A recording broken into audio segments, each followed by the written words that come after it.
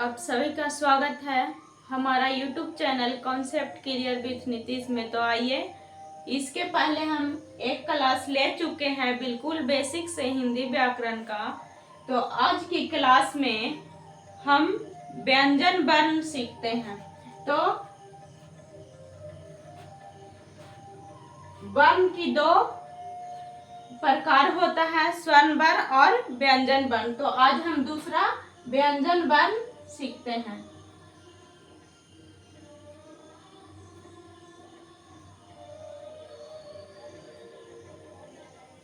ठीक है, तो व्यंजन वर्ण के उच्चारण में स्वर्ण वर्ण की सहायता ली जाती है। तो व्यंजन वर्ण किसे कहते हैं? तो व्यंजन वर्ण के उच्चारण में स्वर्ण वर्ण की सहायता ली जाती है। जैसे हम कहते हैं का, तो का जोड़ आ, ये हमारा स्वर्ण वर्ण है। तो व्यंजन वर्ण बनने के लिए स्वर्ण वर्ण की सहायता ली जा रही है। का इसके उच्चारण में आ लग रहा है, तो का जोड़ आ से बनता है का। जैसे हम लिखते हैं का,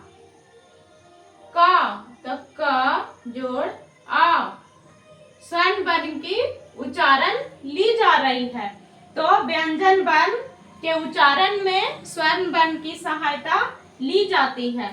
ठीक है, इसके बाद व्यंजन वर्ण की कुल संख्या 33 होती है। तो सबसे पहले चलेंगे क वर्ग,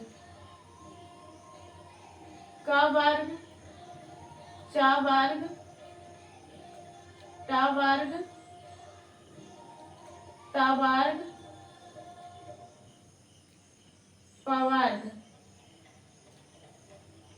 ठीक है, इसके बाद क, ख, ग,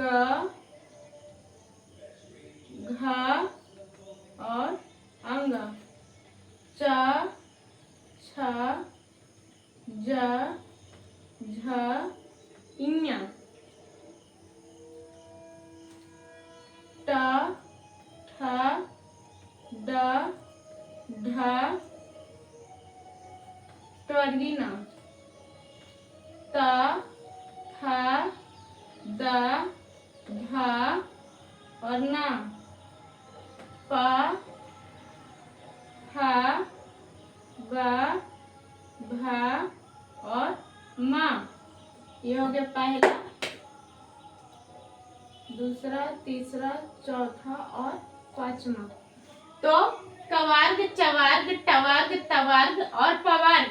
तो हमारे इंग्लिश और हिंदी में अंतर होता है। जैसे इंग्लिश के विद्वान लोग से पूछा गया कि पहले एक क्यों आता है, तो उसका कोई जवाब नहीं मिला। लेकिन हमारे हिंदी का विद्वान से पूछा गया कि पहले का क्यों आया, उसके पहले चा क्यों नहीं, तो उसका आंसर मिलता है।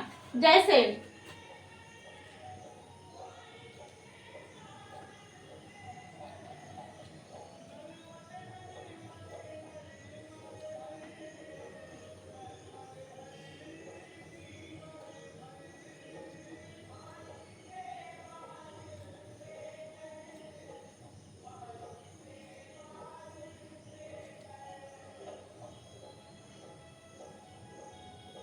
जैसे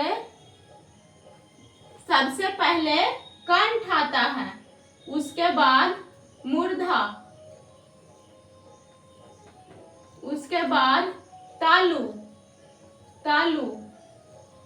उसके बाद दंत, उसके बाद ओठ।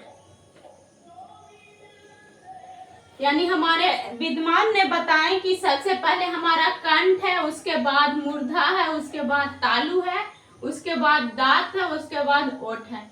इसी तरह से कखा गघा को सजाया गया है। तो जो क वर्ग है वो कंठ से बोला जाता है, उसके बाद मूर्धा से च वर्ग और ट वर्ग है जो तालु से बोला जाता है। और ता वर्ग है जो दंत से बोला जाता है, यानी पा वर्ग है जो ओठ से। ठीक है, तो कवर्ग में का खा गा घा अंगा, चवर्ग में चा छा जा झा इया, टवर्ग में टा ठा डा ढा ना, तवर्ग में ता था दा धा ना, और पवर्ग में पा फा बा भा मा। तो जब हम अंदर से बाहर की ओर आते हैं तो सबसे पहले हमारा कंठ आता है, फिर मूर्धा आता है, उसके बाद तालु आता है, और उसके बाद दांत आता है, उसके बाद ओठ आता है। अब आप पूछिएगा कि तालु कहाँ पे है, तो जैसे ही आप बोलिएगा चा छा जा झा इया, तो आपका जीभ जिस भाग में टच कर रहा है वो तालु है। इसी प्रकार से आप देख सकते हैं।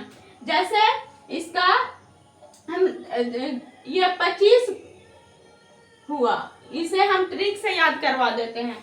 जैसे आप लोग शादी के कार्ड में देखे होंगे कि लिखा रहता है मेले चाचू के शादी में जलूल से जलूल आइएगा। इसी तरह से वहां पे गलत लिखा रहता है, इसी तरह से हम इसे बिगाड़ कर लिख रहे हैं का तो मुर्गा दांत से। ठीक है, का तो मुर्गा दांत से, तो का से कंठ हो गया, ता से तालु हो गया, और माँ से मुर्गा से मूर्धा हो गया, और हमारा दांत से दंत हो गया, और उसके बाद ओठ आता है। ठीक है, तो का से कंठ याद रखेगा, का तो मुर्गा दांत से। जैसे ही एग्जाम में देगा कि छा का उच्चारण स्थान, तो आप आराम से च वर्ग में छ आता है। ठीक, तो देखिएगा च वर्ग का तो तालु से धाई से टिक मारिएगा। इसी तरह से आप याद रखिएगा का तो मुर्गा दांत से, यानी कंठ तालु मूर्धा दंत ओठ। आप इस तरह से भी याद रख सकते हैं। तो हमारा 25 व्यंजन वर्ण यहाँ समाप्त होता है। इसके बाद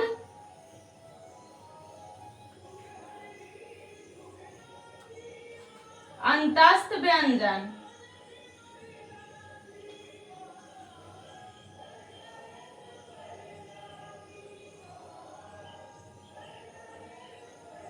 अंतस्थ और उष्म है, उष्म व्यंजन। ठीक, तो इसकी संख्या भी 4 है, य र ल और व। यहाँ पे है तलब सा, मूर्धनी सा, डंटी सा और ह। इसकी संख्या 4 है, इसकी संख्या भी 4 है। अंतस्थ व्यंजन की संख्या 4 है, उष्म व्यंजन की संख्या 4 है। अंतस्थ व्यंजन में य र ल और व, उष्म व्यंजन में तालब सा, मूर्धनी सा, दंत सा और ह। तो हमारा ये माइंड में अपना सेट रखिएगा। जैसे तालब सा तो तालु से, तालब सा और या तालु से, मूर्धनी सा मूर्धा से, मूर्धनी सा और रा मूर्धा से, दंत सा और ला दंत से, हा कंठ से, और वा हा कंठ से और वा ओठ से। हा कंठ से और वा ओठ से, ये सेट रखिएगा दिमाग में। अंतस्थ व्यंजन और उष्म व्यंजन, तालब सा या तालु से, मूर्धनी सा और रा मूर्धा से, दंत सा और ला दांत से, हा कंठ से वा ओठ से। तो अल्प प्राण। अब इसके बाद हम चलते हैं अल्प प्राण और महाप्राण। तो कुल यहाँ पे 33 व्यंजन वर्ण आप लोग का याद हो चुका होगा। जैसे 25 यहाँ पे बताएं, और 4 अंतस्थ 4 उष्म, कुल मिला के 33 हो गया। अब इसमें हम सीखेंगे अल्प प्राण और महाप्राण।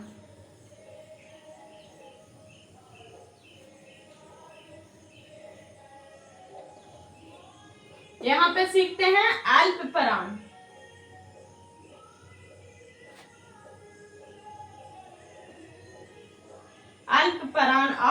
महाप्राण।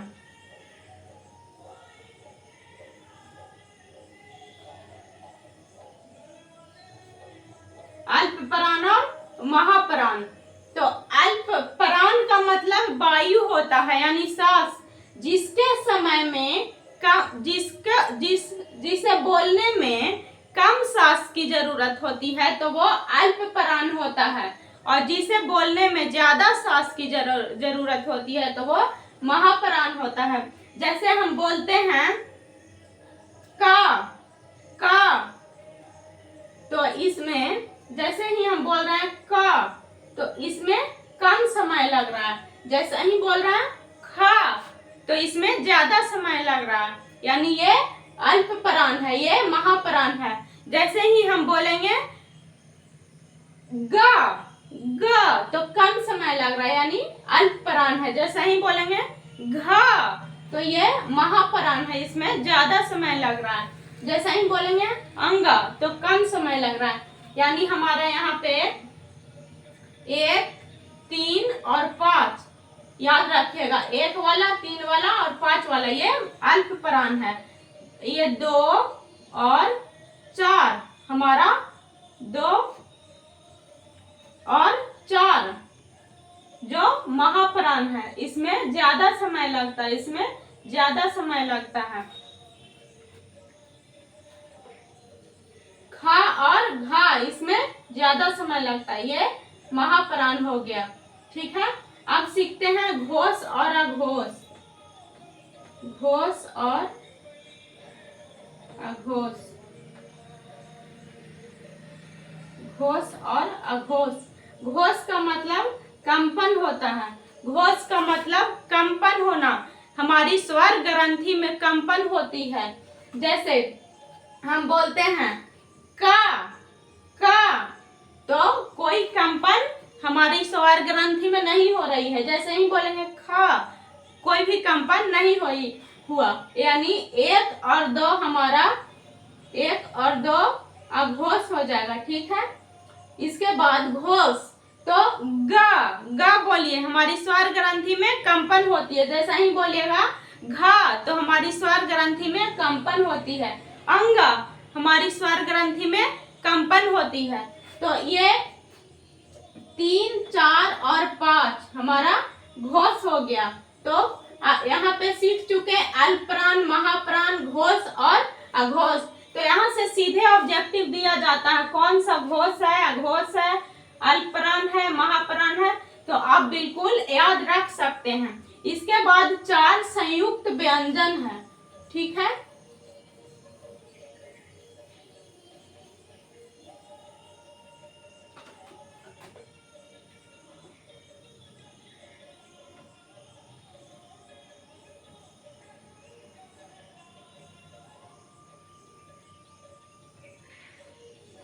चार हमारा संयुक्त व्यंजन है।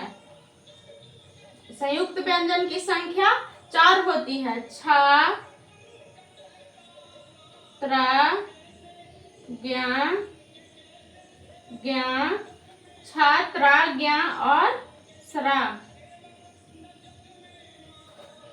क और मूर्धन्य स से छ बनता है। त और रा से त्रा बनता है। त और रा से त्रा बनता है। ज और या से ज्ञ बनता है। ज और या से ज्ञ बनता है। उसके बाद तलब सा और रा से, तलब सा और रा से स्र बनता है। तो 4 संयुक्त व्यंजन हो गया, छ, त्र, ज्ञ और स्र, जिसमें क और मूर्धन्य सा मिलने से छ बनता है। त और र से त्र बनता है। ज और य से ज्ञ बनता है। तालब स और र से स्र बनता है। तो इसमें सीखे, आज व्यंजन वर्ण की क्लास में हम सीखें कि हमारा 33 व्यंजन वर्ण की संख्या होती है, जिसमें 25 आपका यहाँ पे याद करवा चुके हैं। उसके बाद 4 अंतस्थ व्यंजन हुआ और 4 उस व्यंजन, उसे भी हम सिखा चुके हैं। उसके बाद सीखे अल्पप्राण, महाप्राण, संयुक्त व्यंजन। तो इसी के साथ हम क्लास को समाप्त करते हैं। इसके बाद मिलते हैं नेक्स्ट वीडियो में। तो वीडियो देखने के लिए थैंक्स, धन्यवाद। और आप इस वीडियो को सब्सक्राइब लाइक जरूर कीजिएगा, अपने दोस्तों के साथ शेयर जरूर कीजिएगा।